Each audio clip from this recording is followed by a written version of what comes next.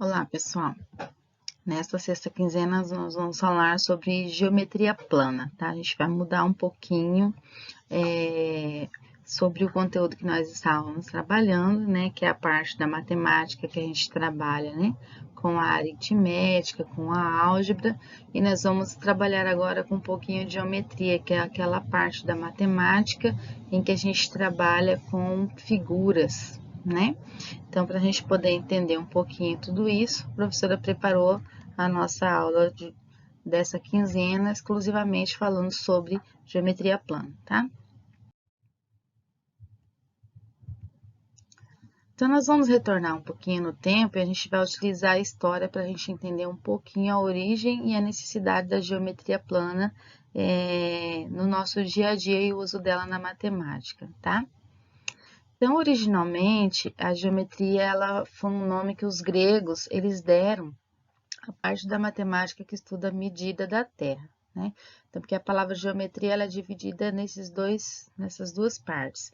Geo, que vem de terra, assim como na geografia, e metria, que é medida, tá? Então, nós vamos estudar as medidas, né? Aí relacionadas a elementos que a gente encontra na Terra. Então, trata-se do ramo da matemática em que são estudadas as figuras e as suas características, tá? Bom, então eu trouxe aqui para vocês que fazer afirmações em relação à geometria é um pouquinho arriscado. Por quê? Porque não há registros de épocas anteriores a 6.000 anos antes de Cristo, tá? Então, assim, ela é muito antiga, mas é difícil de se encontrar algo, né, para se falar com propriedade sobre a geometria.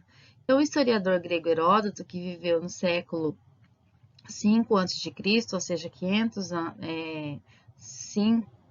anos antes de Cristo, né? Ele atribuiu aos egípcios a origem da geometria, pois acreditava que ela tinha surgido de fazer novas medições de terras depois de cada inundação provocada pelas cheias do Rio Nilo.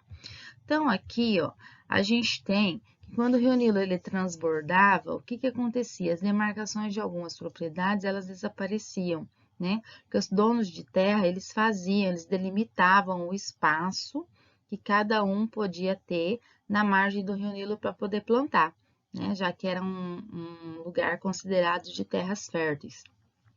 Então, quando o rio transbordava, o que que acontecia? Essas demarcações elas sumiam, né? E assim era preciso, né, marcar de novo quando o rio voltava ao leito normal. Então, esse trabalho era realizado por esses homenzinhos que estão aqui na figura, que são chamados de agrimensores ou estiradores de corda, conforme vocês podem ver aí na figura, né? Então, eles trazem aqui uma demarcação, que você pode observar, que é a figura de um triângulo, né? Então, essa área interna aqui, a cada pontinho desse aqui, ó, que ele fincava a estaca, deixa eu colocar de azul aqui, ó, a cada pontinho desse, né? Eles passavam uma corda em volta, e essa corda que passava em volta delimitava esse espaço interno. Então, esse espaço interno era o lugar onde os donos, né, das plantações poderiam ali plantar e colher depois, né? E cada um deles tinha um espaço. Tinha necessariamente esse formato? Tem como a gente afirmar, né? Porque dependia ali das condições, né, da margem do rio. Poderia ter o formato, nesse caso é um triângulo, poderia ter o formato de um quadrado, poderia ter o formato de um retângulo, né? E poderia ter um formato circular. Então, todas essas figuras relacionadas aí à geometria, tá ok?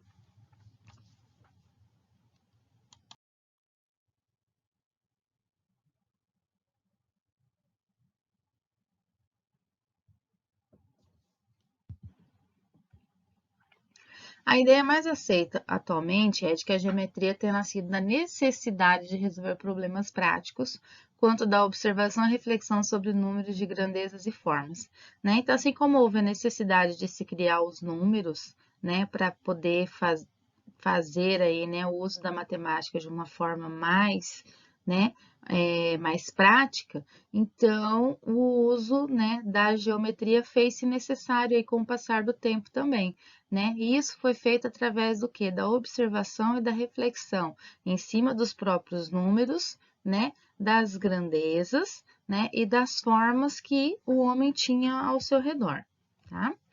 Então, por volta de 300 a.C., o estudioso grego Euclides, ele organizou todo esse conhecimento geométrico que existia até então num texto chamado Os Elementos, né? Por mais de 2 milênios, né? Foi esse texto aqui, ó, a capa do livro aí, mais ou menos, ó, tá? Que norteou, né, e que orientou, né, os matemáticos dentro do estudo, tá?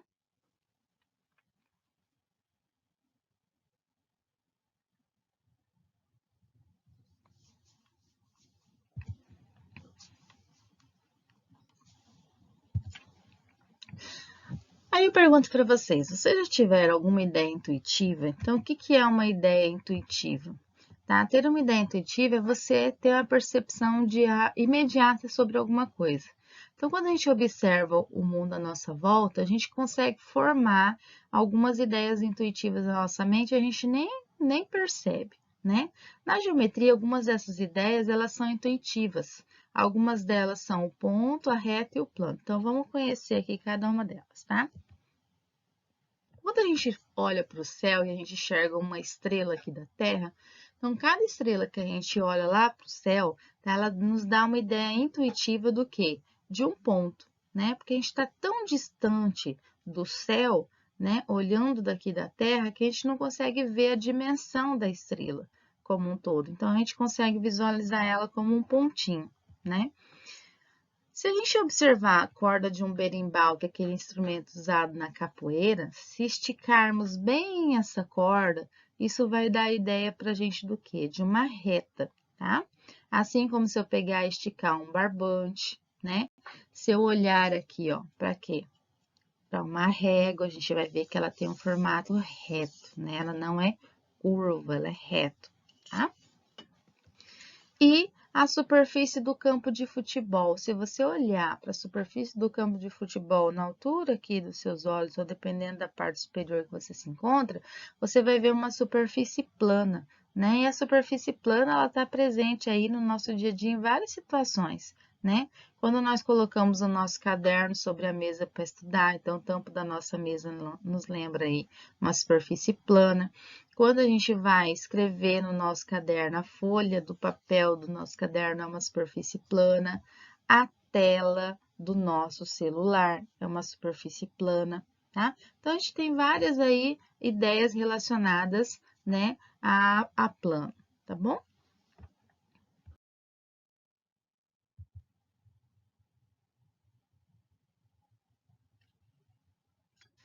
Essas ideias, elas são chamadas de noções primitivas da geometria. Por quê? Porque foram as primeiras ideias que foram relacionadas à geometria, tá?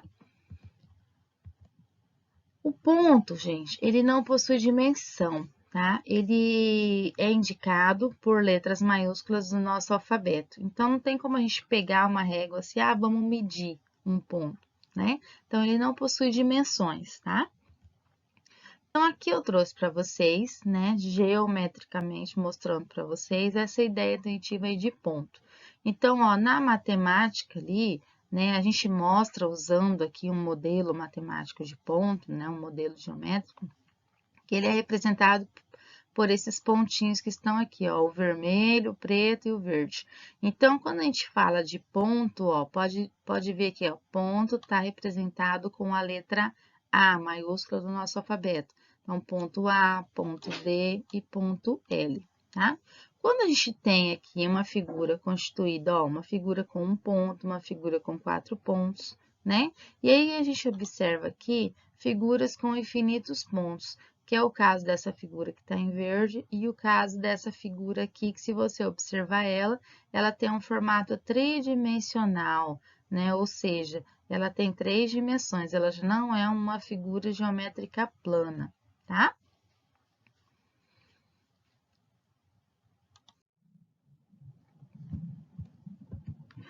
Nós vamos falar um pouco agora sobre a reta, tá, gente? Então, a reta, ela é também, assim como o ponto, ela é imaginada sem espessura, tá?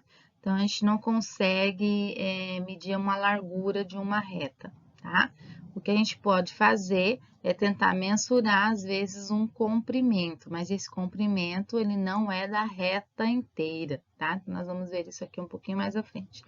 Então, a reta ela é imaginada sem espessura, ela não tem começo nem fim, ou seja, ela é ilimitada nos dois sentidos. Então, eu posso pegar uma régua para representar aqui, tem mais ou menos a ideia de uma reta. Só que isso aqui não é uma reta inteira, né? Por quê? Porque ela é delimitada, ó, ela tem um começo e tem um fim, a nossa régua. A reta não, ela é ilimitada tanto para direita quanto para esquerda. Então, nos dois sentidos, ela é ilimitada, tá? Então, é impossível a gente conseguir desenhar uma reta no papel, é impossível a gente desenhar uma reta no quadro branco da escola. O que a gente consegue fazer é o quê? É desenhar uma parte da reta, para a gente poder ter mais ou menos uma ideia e construir aí esse conceito na cabeça de vocês, né? E diferente do ponto, o ponto a gente representa com uma letra maiúscula do nosso alfabeto. A reta a gente representa com uma letra minúscula do nosso alfabeto, tá? Então, aqui eu tenho dois exemplos de retas, que são a reta U e a reta S, tá? E aqui, voltando a falar, né, para que fique bem claro na cabecinha de vocês, que uma reta não tem começo e nem fim, nem espessura, né? Então, aqui a gente tem alguns exemplos de pontos que a gente pode marcar na reta, tá? Então, ali eu tenho uma reta T, e nessa reta T foram colocados alguns pontos, ó, o ponto E, o ponto G e C, o ponto M, o ponto Z e H, tá? Então, em uma reta, a gente consegue marcar aí pontos, tá? Então, nesse caso, a gente diz que esses pontos, eles são colineares. O que significa colineares? Eles pertencem à mesma reta, que no caso é essa reta R, tá? Se eu tivesse, por exemplo, lá nas duas retas anteriores, na reta U e na reta S, marcar um ponto na reta U, vamos supor se eu coloco aqui um pontinho aqui, e aí eu tenho aqui o ponto A. E aqui na reta S, eu marco um pontinho. E aqui eu chamo esse pontinho de ponto T, tá? Eu não posso dizer que eles são colineares. Por quê? Porque eles não pertencem à mesma reta, tá? Agora, a gente observa aqui essa outra figura. Ó, essa outra figura aqui, se você for ver, ela não é uma figura geométrica plana, porque ela possui três dimensões, uma largura, um comprimento e uma altura, né? Mas você observa que por um lado, tá? Aqui, no encontro desses dois lados, a gente conseguiu traçar uma reta ali, que é a reta R, que é essa reta que tá bem aqui, ó, tá? Dentro da figura. Aí, se você for observar a parte superior aqui, nós temos um ponto B. E aqui do lado, na união desse lado aqui com esse lado superior, a gente passou uma reta em vermelho aqui, que é a reta R. E aí, no pontinho aqui do encontro, né, dos dois lados, que são as faces aqui dessa figura, a gente marcou o ponto A e aqui desse cantinho a gente marcou o ponto C, tá? Mas lá na frente, quando nós formos estudar as figuras geométricas não planas, né, ou sólidos geométricos, vocês vão ver que isso aí, né, é um paralelepípedo, tá? E aí, onde tem esse pontinho aqui, é chamado de vértice, mas isso é um assunto lá mais para a próxima aula. Mas a gente pode visualizar que no encontro dessas duas faces desse paralelepípedo, a gente consegue traçar uma reta, né? E nos seus vértices, a gente consegue colocar um pontinho aqui. E aí, em relação ao ponto B, em relação ao ponto A e ao ponto C, o ponto B ele não está nessa reta R. Então, ele não é colinear aos pontos A e C, tá? Ou seja, eles não pertencem à mesma reta, tá ok? Então, colinear é isso, são pontos que pertencem à mesma reta.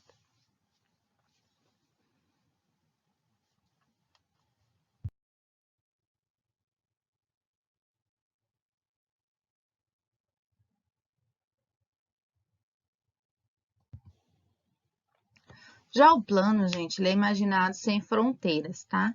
Então, quando a gente citou aqueles exemplos lá do tampo da mesa, do caderno, do quadro branco, tá? É uma representação do plano, tá? Então, assim como a reta, ele é infinito em todas as direções, ele é ilimitado em todas as direções. Então, é impossível a gente desenhar um plano ou no papel ou no quadro branco. O que a gente faz é representar apenas uma parte do plano, tá? Então, a gente indica aí o plano com letras minúsculas, mas do alfabeto grego, tá? Que são essas letras que estão aqui, a alfa, a beta, a gama. Aí eu coloquei 3 pontinhos porque o alfabeto grego possui mais letras, né? Então, se a gente tiver 4 planos, nós vamos procurar uma outra letra do alfabeto grego para a gente poder representar, né, esse plano aí que a gente desenhou, tá? Aqui eu coloquei dois exemplos de planos. Então, a representação geométrica de um plano no papel é essa figura aqui. Então, aqui em roxinho nós temos o plano alfa e em meio esverdeado aí nós temos o plano beta, tá? E olha só, nesse plano aqui, o que que eu coloquei? Coloquei aí 1, 2, 3, 4 pontos, né? Então, é um plano aí, um plano gama. Nesse plano gama, a gente tem 4 pontos que pertencem ao mesmo plano. Então, esses pontos, eles são chamados de coplanares, tá? Então, olha lá, na reta, quando os pontos pertencem à mesma reta, eles são chamados de colineares. E aqui, como eles pertencem ao mesmo plano, eles são chamados de coplanares, tá? E por um plano, gente, a gente também pode traçar infinitas retas. Olha que eu coloquei ali, ó, nessa figura, várias retas, né, que se cruzam, né? E por elas estarem no mesmo plano, elas também são chamadas de retas coplanares, tá? Então, nós temos os pontos coplanares e as retas coplanares. Coplanar significa pertencer ao mesmo plano. Colinear significa que o ponto pertence à mesma reta, tá bom?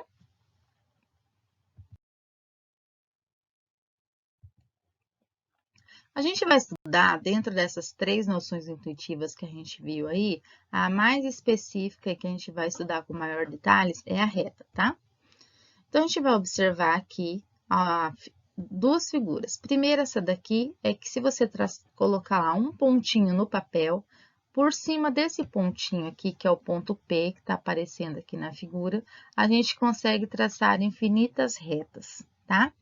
Agora, se a gente tiver 2 pontos distintos, se eu marcar um pontinho, que aqui é o caso o ponto A e o ponto B um pouco mais distante, quando eu faço a ligação entre esses 2 pontos, eu só consigo traçar uma única reta, tá? E aí a gente usa essa representação aqui, tá? Ó, por 2 pontos distintos, A e B, passa uma e só uma reta. Podemos usar esses pontos para nomeá-la. Então, a gente pode nomear a reta AB, tá? Então, ó como que a gente nomeou a reta AB. Deixa eu mudar a cor da minha caneta. Ó, A, coloca o B, porque é AB? Porque a reta passa pelo ponto A e passa pelo ponto B. Aqui em cima a gente põe um traço e na pontinha desse traço, do lado direito e do lado esquerdo, a gente põe a setinha. Então, a gente põe uma setinha para os 2 sentidos.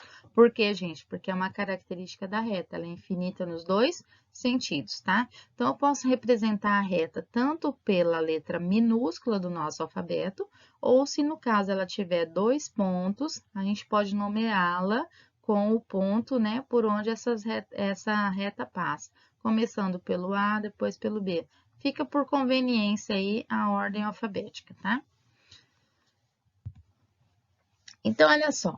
Dentro da reta, nós vamos estudar as 2 posições relativas em relação a um plano. Aqui eu coloquei um esqueminha para vocês da planta de uma cidade, para a gente poder ter mais ou menos a ideia.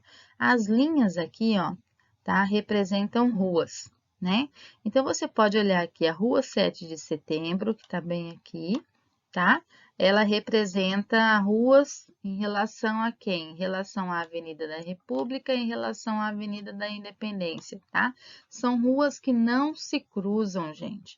Elas caminham no mesmo sentido, tá? Como elas caminham no mesmo sentido, elas são chamadas de retas paralelas. Já se você observar aqui as outras ruas, que são as ruas da Liberdade e as ruas Dom Pedro I, em relação, ó, à Avenida da Liberdade com a Rua 7 de Setembro, elas se cruzam bem aqui nesse ponto aqui, ó, tá? Então, elas são chamadas de ruas concorrentes, tá? Então, ó, ruas paralelas, elas caminham no mesmo sentido, e ruas concorrentes, elas se cruzam num determinado ponto, ok? Então, trazendo isso aqui para as retas paralelas, então eu trouxe aqui um exemplo de duas retas que estão num plano alfa ali, que são as retas S e R. Vocês podem observar que elas caminham no mesmo sentido. Ó, é como se eu pegasse as duas réguas e colocassem elas assim, ó, no mesmo sentido. Elas não se cruzam, gente, elas caminham uma do lado da outra, vão embora subindo, vão embora descendo, e elas nunca vão se cruzar, tá? Isso são retas o quê? Retas paralelas, tá? E a indicação dela é essa daqui, ó. Ó, R é paralela a S, tá? Agora as retas concorrentes, ó, concorrentes, tá? Eu tenho aqui duas retas no plano alfa, as retas T e R, observa que elas têm um ponto em comum, que é o ponto A, que tá bem aqui, ó, vendo? Então, elas fazem isso aqui, ó, elas se cruzam, tá? E nesse cruzamento aqui, a gente tem um ponto, que é o ponto A, nesse caso. Então, elas são chamadas de retas concorrentes ou retas secantes. Então, se vocês ouvirem aí essas duas denominações, secantes ou correntes, elas respondem a essa representação aqui, tá? São retas que se cruzam. Às vezes você pode olhar uma figura que tem esse formato aqui, ó, que vocês estão vendo aqui no plano alfa, que está aqui embaixo, tá vendo? Tem uma reta A e uma reta B. A reta A caminha numa determinada posição e a reta B numa outra posição. Aí você fala, ah, mas elas não são concorrentes, mas se você fizer o prolongamento delas, igual tá aqui nessa parte pontilhada aqui, ó, tá? Você vai observar que elas vão se cruzar aqui, neste pontinho aqui, tá? Então, eu tenho duas retas que aparentemente elas não são concorrentes, mas quando eu faço o prolongamento delas, elas acabam se tornando aí, no caso, retas concorrentes ou secantes, ok? E nós temos as retas coincidentes. O que são as retas coincidentes? São as duas retas que estão, né, tem pontos em comum dentro do mesmo plano. É como se eu desenhasse uma em cima da outra, ó, tá vendo que eu tenho essa de alumínio e essa de plástico? É como se elas estivessem, né, ó, nessa forma aqui, vocês estão visualizando, tá? Então, aqui eu tenho duas retas, eu sei que eu tenho duas, porque a gente consegue visualizar isso aqui, e ali no plano, a gente visualizou porque eu tenho duas letrinhas, ó, A e B, bem aqui, tá vendo? Então, isso representa para mim, nesse plano alfa, que eu tenho duas retas que são coincidentes, né? Ou seja, elas têm ponto em comum.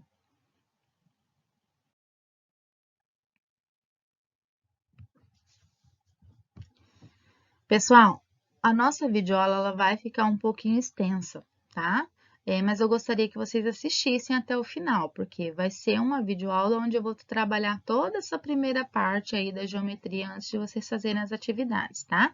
Já que agora o nosso conteúdo ele é quinzenal, né? Então, a nossa videoaula ela tende a ficar um pouquinho maior, tá bom? Então, eu espero aí a paciência de vocês em assistir os nossos vídeos, tá? Bom, agora nós vamos falar sobre semi-reta. Então, tem uma situação aqui que o aluno pergunta assim, professora, quantas retas passam por dois pontos? Então, aqui a professora diz assim, na matemática, consideramos, sem demonstrar, que por dois pontos distintos passa uma única reta, tá? Então, se eu for traçar ali uma reta R, observa que eu tenho os pontos Q e P. Então, se eu for ligar esses dois pontos aí, Q e P, eu só vou conseguir o quê? Só vou conseguir traçar uma única reta. Se eu fosse traçar uma outra reta aqui, passando pelo ponto P, provavelmente eu ia ter que ter um outro ponto para poder fazer a ligação entre P, tá? E da mesma forma em relação ao Q. Então, a explicação da professora, ela pode ser confirmada por esse desenho, tá colocado aqui no quadro, tá?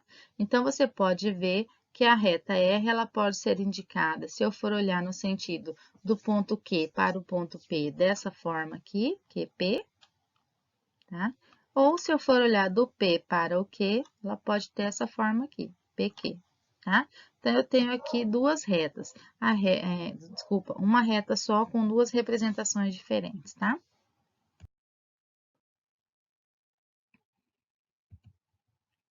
Agora, consideramos uma reta S e um ponto A pertencente a ela, tá? Então, vocês observam aqui, ó, as cores que estão diferentes aqui na representação. Então, o ponto A caminhando para o sentido do lado verde, o ponto A caminhando para o sentido do lado azul, tá? Então, a gente observa que em relação ao ponto A, a reta ela ficou dividida em duas partes, né? Aonde esse ponto A aqui, que é o ponto em comum, tá ok? Ele é chamado aí de origem, tá? Por quê? Porque a partir desse ponto A eu vou construir duas semi-retas, tá?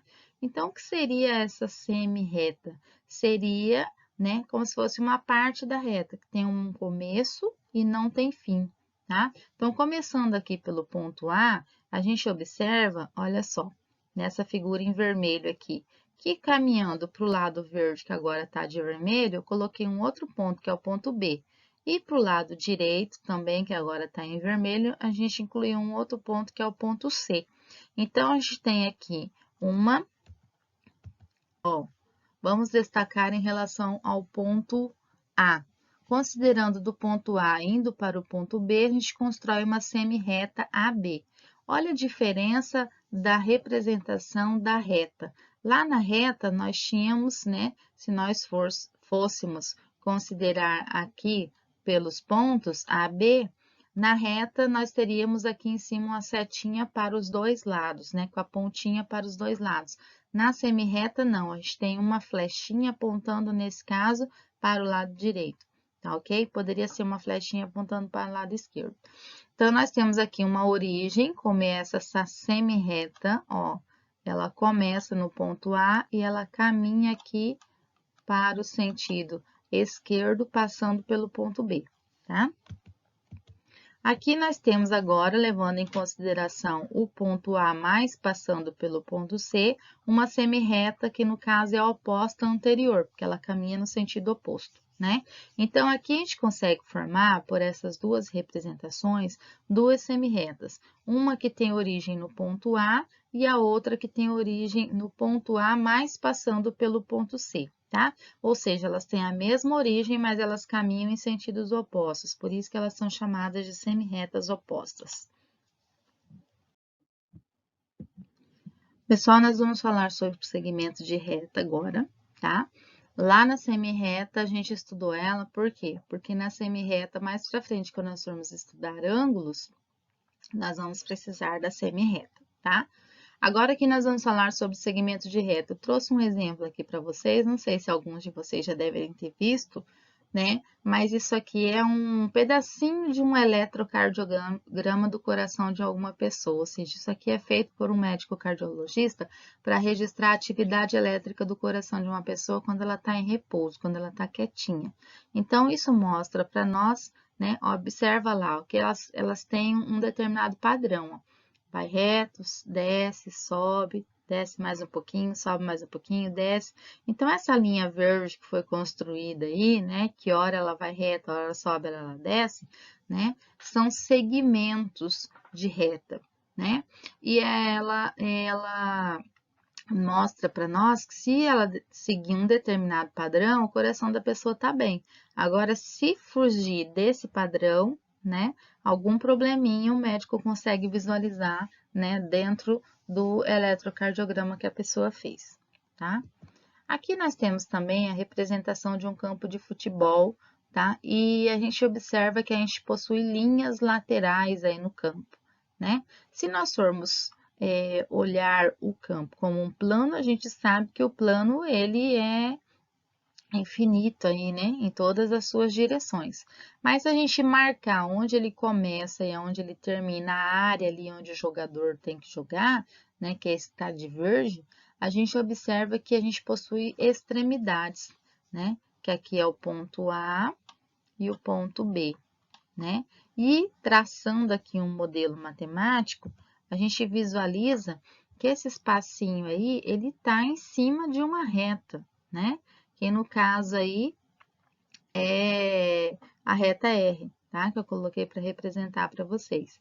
Então, ela é chamada de reta suporte do segmento. E o segmento é esse intervalo aí, que começa, né, ali, ó, na linha do gol até a outra linha do outro gol ali, tá?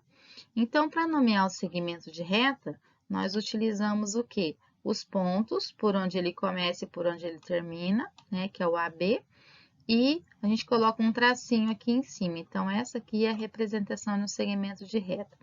Então, só para a gente poder recordar, a reta, ela não tem começo e não tem fim, ela não pode ser medida. A semi-reta, ela tem uma origem, mas ela é infinita, né, no outro sentido.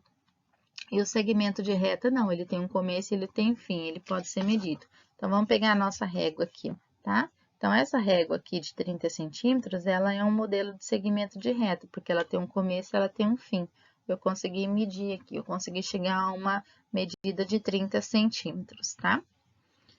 Bom, falando ainda sobre segmentos, nós temos os segmentos consecutivos e segmentos colineares. Consecutivo, o que que diz aí? Eles possuem uma extremidade em comum.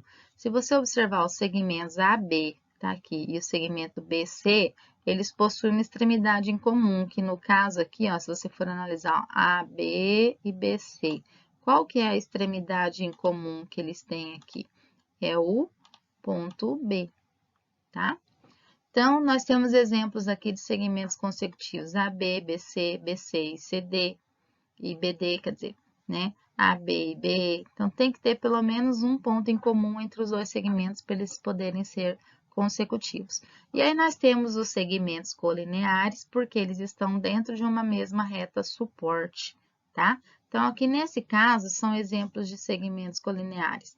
O BC e o CD, o BC e o BD, né? O BC e o DE. Por que que eu não posso dizer que AB, né? Ele é colinear ABC? Porque você observa que o AB ele vem descendo aqui. Se ele vem descendo, quer dizer que ele está numa outra reta suporte, se eu for imaginar ele em cima de uma linha reta, né? Já os outros, eles estão numa reta, ó, nessa posição, e o outro vem nessa aqui, né? Então, são exemplos de segmentos consecutivos e colineares, o BD e o DE, o CD e o BD. Como assim, professora, consecutivos e colineares? Porque além deles serem consecutivos, eles pertencem à mesma reta, tá? Pessoal, lembra que eu falei para vocês que um segmento de reta ele pode ser medido? Então, aqui nós vamos falar sobre a medida de um segmento de reta. Observa aqui que eu trouxe para vocês 3 exemplos de segmentos. Segmento XY, segmento CD e segmento PQ. Quando a gente fala de método, na matemática a gente utiliza a letra U como unidade de medida. Igual tá aqui, ó, tá? Então, ó, é como se fosse entre essa ponta e essa ponta, esse espaço aqui. A gente chama ele de U, tá? De unidade. Então, tomando como medida como unidade de medida o comprimento do segmento PQ, que está bem aqui embaixo de vermelho, tá? A gente vai determinar a medida dos segmentos XY e CD, utilizando aí a unidade U como unidade de medida. Então, você observa ali que o segmento PQ, se você for colocar ele aqui, né, ó, PQ, que tá bem aqui, ó, que é esse segmento pequenininho aqui, dentro aqui do segmento XY, ele vai caber 5 vezes ali dentro do segmento XY, tá? É como se eu pegasse o segmento XY e cortasse ele em 5 pedacinhos menores, tá?